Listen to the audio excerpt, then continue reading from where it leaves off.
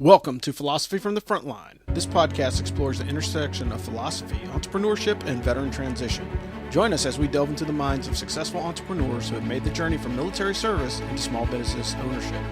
Our guests will share their insights, experience, and unique perspectives on life, business, and the world around us. Through deep conversations and thought-provoking discussions, we hope to inspire and empower our listeners to tackle their own challenges and achieve their dreams. So sit back, relax, and get ready to explore the world of entrepreneurship from a veteran's point of view. This is Philosophy from the Frontline, and we'll see you on the high ground. Can you tell me, how did you guys take the police station back today? Ma'am, we responded to the initial report of a vehicle-borne IED, and we maneuvered to that location. Once we secured the target area, we put I had two infantry platoon and my mobile gun system platoon. We had secured an outer cordon of the building. We actually were receiving fire from both the police station and the mosque.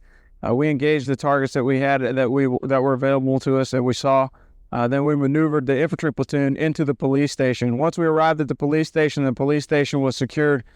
The Iraqi National Guard, led by Captain Allah, he came up and secured the mosque. They actually went in and cleared the mosque. So it was a good joint effort between both the coalition forces and the new Iraqi security forces as they were coming in.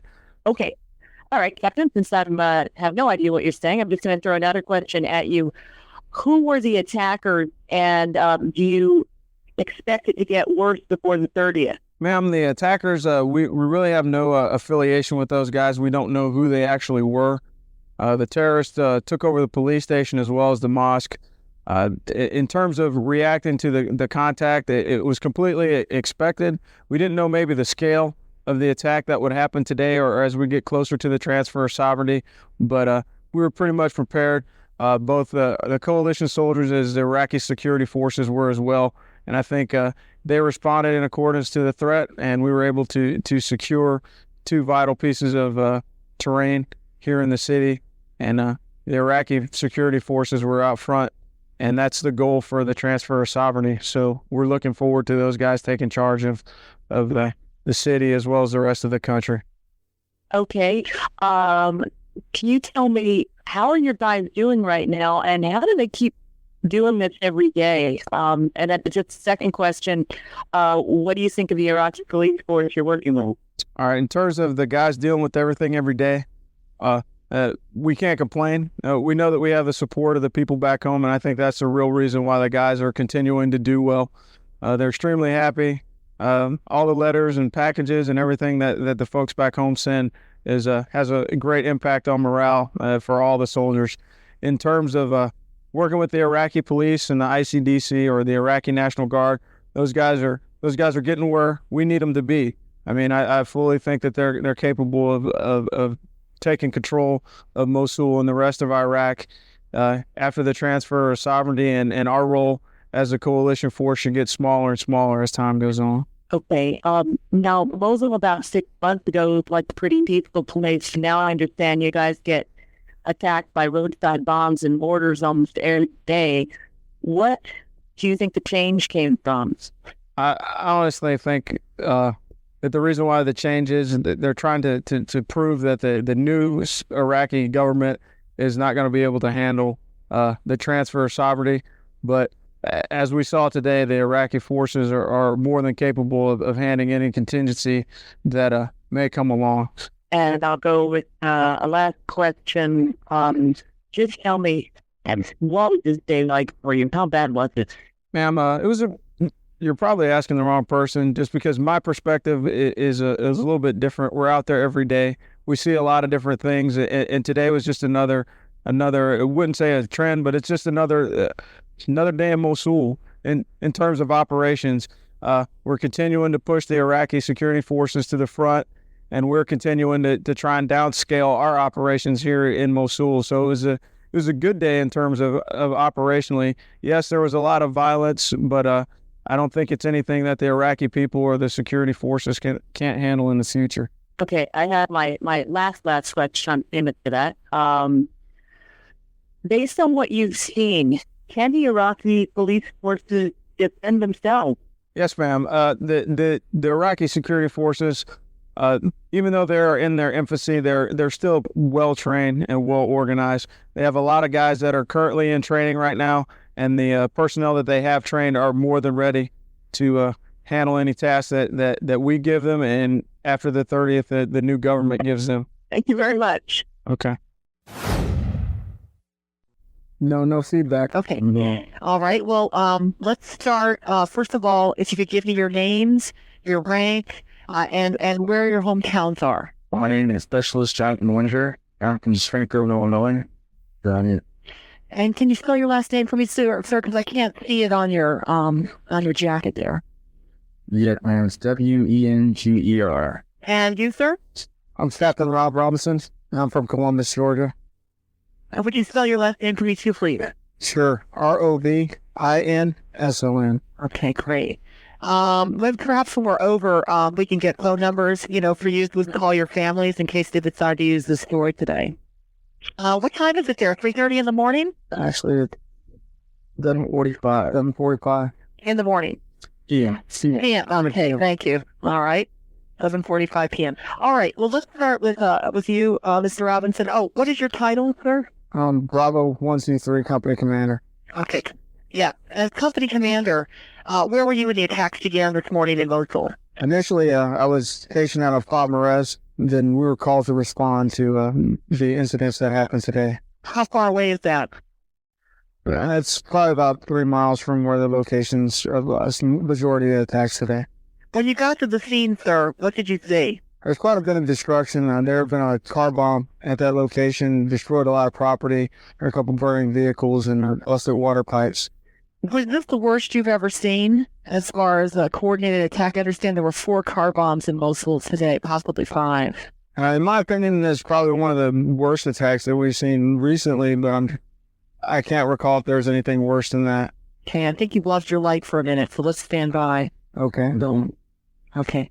I'd like to re-ask that question to you again. So how long have you been in Iraq, sir? I've been in Iraq for 7.5 months. Okay, so out of those 7.5 months, describe today's attack, what you saw, and rate it for me on a scale. It was the worst, that sort of thing. Okay. Of the attacks that I've seen, it was pretty significant, right?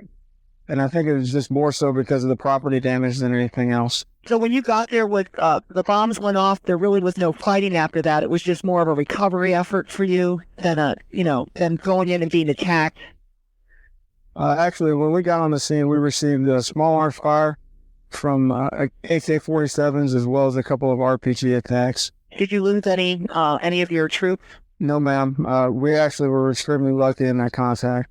Today on Capitol Hill, they're having a hearing for the new general that's going to take over in Iraq, and they're asking him, is there enough manpower? He says he'll come over and assess, but you're there on the front line. Do you have enough manpower and support right now to deal with the situation that you face at Mosul? Yes, ma'am. Right now we have the right amount of forces to do what we need to do, and based off of the future plan for the Iraqi security forces to stand up, I think that we have sufficient combat power to do what we need to do here in the country. Now, what we see today back here, of course, is lots of violence. So when you're out and around, I assume you're patrolling, what are the Iraqi people like in your area? Is it reflected in the video we see today with the chaos and the bombing? Yeah, this is definitely completely odd for what we've normally seen here in the past 7 months. Most of the time it's friendly people waving, they're happy to see us, and children are out on the street, they're waving, they're talking to the soldiers, and they completely enjoy our presence here. So, how sophisticated would you say this attack is? As you know now, probably by now, they hit several cities across Iraq, the insurgent. Yes, ma'am. It seems like it was a well-organized and well-orchestrated attack. But in terms of what we saw here, it was significant. But again, it wasn't too overwhelming for us or any of the Iraqi forces that were here. So what I could say is that this doesn't worry you, that you may be subject to more sophisticated attacks. Man, we've been training for 2 years before this deployment, and the soldiers are ready to go. If anything were to happen, I think we could respond accordingly. Okay, thank you, Mr. Robinson. On to you, Specialist Wenger. Where were you today? Same question. When all this went down, what time was it, and where were you? Well, man, it was about 9:30 in the morning. We got called at Palmarez. And I was with Captain Robinson, and we drove to the mosque and to a couple of police stations just to share on the destruction and the people there. How long have you been in country, and what's your reaction to this, the scene, the fight that you saw today? I've been in country for about 7.5 months, just because of finance, and my reaction is that we handled the situation really well. Yeah, we're really impressed. Yeah. Same impressions as Captain Robinson that this is unusual for your 7.5 months, what you saw today? Yeah, extremely unusual. We need attacks rarely, if ever. This organized and this corruption that happened, but everything else happened well. So, do you do patrols, specialist swinger? Is that part of your duty? Yes, man, we do patrols, we do OPs. Very at center, but mainly what we do is the groundwork.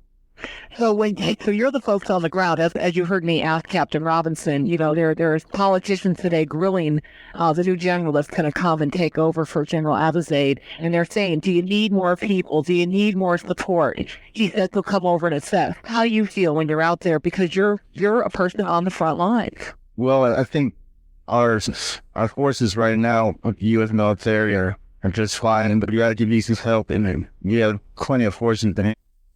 But the element of surprise today, huh? I mean, is it something that you've been trained to face and to deal with? And as you know, there may be more as we go toward that June 30th handover. Well, definitely, we weren't really surprised because we're like 6 days from the handover itself, but we're trained to handle all kinds of situations, although Colorado, yes, did surprise us, but the small arms fire and the way we reacted to that concept was just where we were trained. One final question, Captain Robinson. Since you said you are out among the people of Mosul, how hard is it to see the casualties? If you could talk about the casualties, that tonight we have some pretty graphic pictures. In fact, we can't show some of them, about these car bombings and the tragedy today. The casualties that we saw today were very limited. By the time we got to the location, the Iraqi security forces, the ICDC, and the police had policed up the majority of the casualties and had gotten them to the hospital. I don't know any of the figures right off the top of my head, and I was too busy doing other things at the time. But I know that there were some pretty significant casualties, but it seems like they have them under control right now. Were there people hanging around, though, the general populace? I mean, did they seem pretty distraught? I guess I'm just looking for an eyewitness account of, the reaction after a bombing like this happens, what it does to the psyche of the people that you see every day. Man, the Iraqi people are extremely resilient. They've gone through a lot of controversy and a lot of changes here recently. But the one thing that we have seen is that they always come back to doing what they're doing. Business as usual is one of the surprising things of the people here, is they can have a large attack or something like that, and traffic will continue to move and people will continue to go on with their lives and pretty much ignore the presence of the U.S. forces or anybody else that's out there on the ground unless it's significantly impacting their life. So do either of you feel any anger directed toward you? We get a lot of media reports back here that, the people really don't like U.S. troops and they resent them. Do you feel any of that in your contact with the people of Mosul? No, ma'am. Most of the time, we end up talking to the kids. We try and tell them it's important to go to school and things of that nature. We try and focus on the future. The adults that are here, we try to relay to them that they're in charge of their own country. And the closer we get to the transfer, that just makes them more responsible for everything here in the city. Well, I thank you both. And if you could give me your phone numbers, we'll give a call to, your parents and try to find out what the local stations are in the area so that if I do use you in my story, they'll be able to see you. Captain Robinson, do you have a phone number that you'd like me to call? Or do you want to give it to them? Or give it, is it better if you gave it to me directly? Go ahead, sir. Okay, it's 770-745-9898. And who will I be talking to? Could be talking to my father, Robert, or my mother, Francella. Okay. Again, Columbus, Georgia. And Specialist Wanger, a phone number? Great, man. It's 217-793-1119. And I'll be talking. Speaking with my mother, Mary, and my father, Ron. Okay. Thank you both for, taking part of your day to talk to us. I appreciate it. And, just know that people are watching and hoping that everyone stay safe over there. Thank you. Yes, ma'am. And we need you to stay on the line for a second. Colonel Peake needs to talk to you. I know. I'm Colonel Peake. I'm the public affairs officer here. Yeah. And as Captain Robinson was explaining their actions this morning, one story that he didn't go into, when his company arrived on the scene, his company, as well as the Iraqi National Guard soldiers, came under fire from terrorists who were in a mosque across the street. And Captain Robinson's company, they took back the police station that had been overrun by the terrorists, and then the Iraqi National Guard soldiers took back the mosque that had been occupied by the... Could you talk about that, Captain Robinson? What happened? Please. Okay, when we initially pulled up on the scene, there's a large crater from the V-bed, or the vehicle-borne IED that was there. And as we drove past, because we were going to secure the area, make sure we had both the north and the south side of the police station secure. As we drove past the police station, we were engaged with AK-47s and an RPG. The RPG came from this other side of the road. The AK-47 fire came from the mosque itself in the tower. And at that point, I'm sorry. Go ahead. At that point, we quickly reoriented our vehicle so we could put effects onto the mosque if we had to. But our initial assessment was to maneuver our forces onto the objective and try and hold and secure it without having to enter the mosque. We secured the area. We were able to maneuver into the police station. And once we did that, we called our higher headquarters, and they were able to dispatch a platoon of the Iraqi National Guard. And they came in and they took the mosque back from the hostel. Did you, you mentioned earlier to me that you were under fire. Did you have to fire quite a bit, or was it just a maneuver at this point? You did return fire. Was it quite a bit of return fire? We returned fire in accordance with the threat. We engaged with the company's weapon system that we have internally. We also had cows in support of observing the target area to see if there was anything out there that was more significant or if any additional terrorists maneuvered on us. But we engaged, and the only engagements that we had were at known enemy positions. We ceased fire as soon as we could to try and maneuver the rest of our forces onto the location and secure it so we can get both ourselves as well as the Iraqi National Guard into the two buildings that were taken. Both of you use this same, it's sort of an acronym, ICDC. Can you explain what that is to me so when I write my report I can explain it to the viewers? And the ICDC is the Iraqi Civil Defense Corps. And on the 30th of June, they're transitioning, and they'll just be renamed the Iraqi National Guard. I see. So when Mr. Peake used the word Iraqi National Guard, that's the same thing as the Iraqi Civil Defense Corps? Yes, ma'am. Okay. I just want to make sure that I'm not talking about two different organizations. Okay. I think I've got it. Is there anything that you want to add? Do you think we covered today's action? Yes, ma'am. Okay. Thank you both. And again, stay safe. All right. We'll proceed, gentlemen. Again, I'm Paul Yates. This is Fox 5 News in Atlanta. General, if you will, let me start with you. Just relate to me what happened today in Mosul and how your forces responded. Well, Paul, between 9:15 and 9:30 this morning, we got the initial reports of three nearly simultaneous car bombings at different Iraqi security force facilities on the western side of the city of Mosul in northern Iraq. Sometime after that, there were reports of another couple of attacks again at police stations on the western side of the city. This was not unexpected. We had been expecting an increase in the level of enemy activity as we approached the 30 June transfer of sovereignty, but we didn't really expect to see so many attacks conducted simultaneously. The response was primarily performed by Iraqi security forces. It was Iraqi security forces that generally secured the sites, Iraqi fire departments, medical aid teams that responded to each of the sites. There was one notable exception, and that's why Captain Robinson is here today. There was one site that did require a significant level of coalition force or U.S. force response to deal with one particular issue. But mostly, it was a very good performance and response by Iraqis to these attacks this morning. General, what's the level of confidence you have that Iraqi forces will be able to secure their country anytime soon? Well, for the near term, they're pretty good, but they're not good enough to do it by themselves.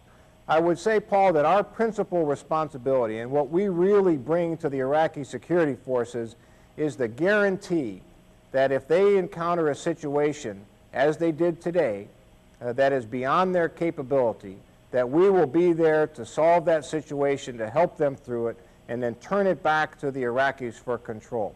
We also have a significant responsibility to train and equip the Iraqi security forces. That's been going on for some time and will continue for some months, at least into the future. But they are getting better every day, and that was evidenced today by a pretty good response by the Iraqis. General, do you have any sense as to how long you and your soldiers may be needed on the ground? Sure, it's easy. The policy is normally 12 months boots on the ground here in the country. So Captain Robinson and his company will hit their year in the November time frame, and we expect them to head home shortly thereafter. Some of us will be here a little bit longer before we hit our 12 months, but that's the policy. I think your question really is how much longer will U.S. forces be required here? In my view, it'll be some time yet, but I am very pleased with the progress the Iraqis are making each and every day. Captain Robinson, a couple of questions for you. Describe to me, first of all, what you encountered today in Mosul. Yes, sir. As the General said earlier this morning, there was a lot of significant explosions. As we got to the scene near the Sheikh Fatih police station, there's a significant blast damage from a vehicle-borne IED. There's a couple burning cars, some busted water mains, and the scene was pretty much deserted. Multiple deserted vehicles. Primarily the Iraqi security forces that had been on the scene had focused themselves on the casualty evacuation of all the personnel that were on the ground. When we got there, there were no civilian casualties anywhere to be found, but we received contact from both the mosque as well as the adjacent police station, and we ended up maneuvering on the police station and securing it, and then shortly thereafter the Iraqi security forces, in terms of the Iraqi National Guard, arrived at the scene. They resecured the mosque, and shortly thereafter we transitioned and we moved back and continued mission. Captain, how well equipped and organized do the insurgents appear to be? This attack was definitely more sophisticated than attacks that we've seen in the past, but again, it's not insurmountable. The security forces have what they need to repel attacks of such force.